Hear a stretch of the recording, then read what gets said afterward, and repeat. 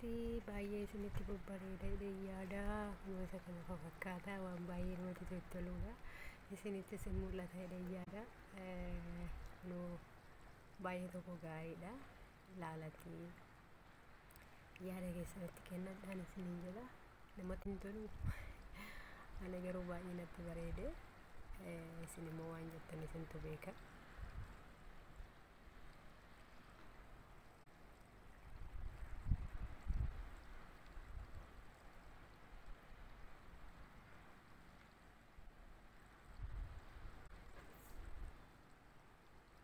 Tinno waraabbii kaameraa irratti xinnoo ishee haalli waraabbii baay'ee bareedu natti fakkaate. Sirriitti isinitti inni funatti fakkaate xiqqoo deemuun godha maal akka ta'e hin beeku kaameraa kiyyaatti xiqqoo deemuun godhe malee waan biraa miti.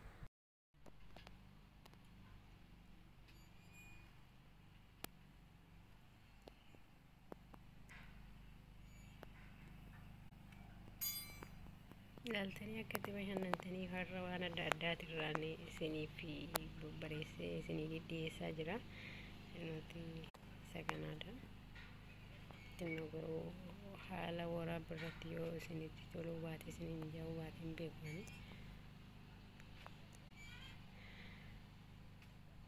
Isinis akkuma kiyya kana akka itti deemtanii itti babbashannantan jedhee isa kana isinii fide.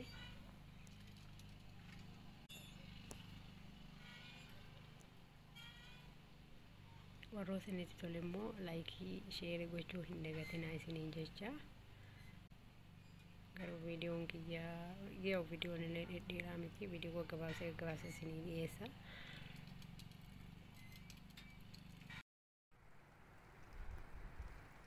Kunooti kana fakkaataa inni isiniin jedha. Baay'ee gaariidha. Laalaa itti bashannanaa itti bobbooraa. Iddoon kun baay'ee namatti tola. Isiniin jecha.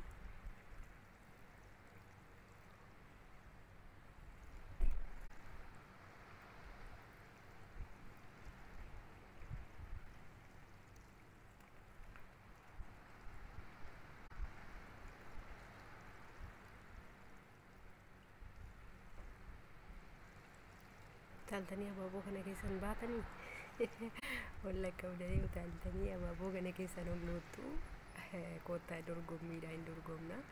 Eenyu akka utaalee abaaboo kana keessan achi bahee osoo hin tuqin odoo osoo hin kuffisin jechuudha. Kanaaf koottaa akkasitti keessan olluunna. Namni qaqallaan inuma keessan olluuqa yeroo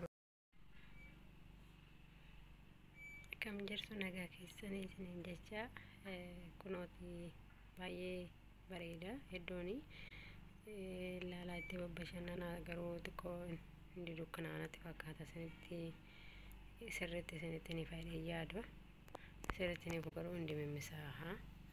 Namni immoo sirriitti hubatee ilaalee hin beeka ittiin mul'ata jechuudha.